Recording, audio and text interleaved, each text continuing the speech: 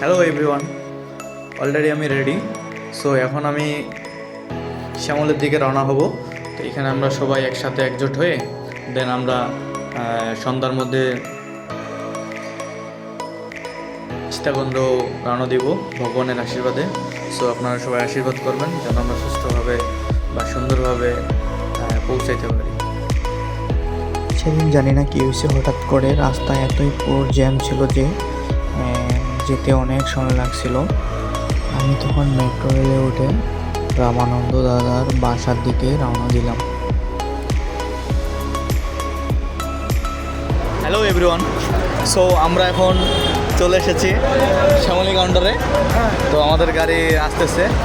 হ্যাঁ, এখানে আমার কাছে আছে দীপক দা, এই পাশে দাদারা, এই পাশে রামানন্দ দা বসে আছে। সে বস্তার মধ্যে কি নিয়েছে সেটা জানি না। মুরগি মুরগি মুরগি আমাদের মেবি গাড়ি 12টা বাজবে। হ্যাঁ, শ্যামলী থেকে গাড়ি আসতেছে।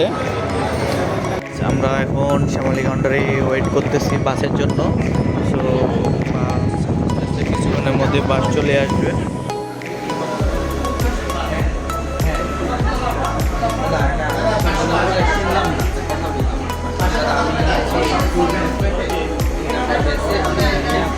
শ্যামলী কাউন্টারে মানে বাসের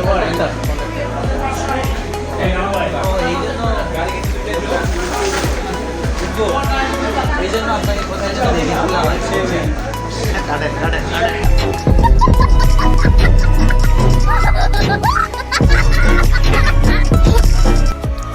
হ্যালো এভরিওয়ান, তো আমরা চট্টগ্রাম যাওয়ার পথে জমজম নামে যে জায়গাটা, এখানে আমরা যাত্রা বিরতি করি।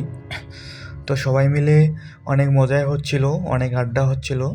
তো দুইটা গাড়ি আমাদের এখানে ব্রেক করা হয়েছে। তো ভালোই আড্ডা চলছিল, অনেক মজা হয়েছে, অনেক এনজয় হয়েছে। তো জায়গাটা অনেক ভালো ছিল, জমজমটা রেস্টুরেন্ট বা হোটেল অনেক সুন্দর ছিল, পরিবেশ অনেক ভালো ছিল।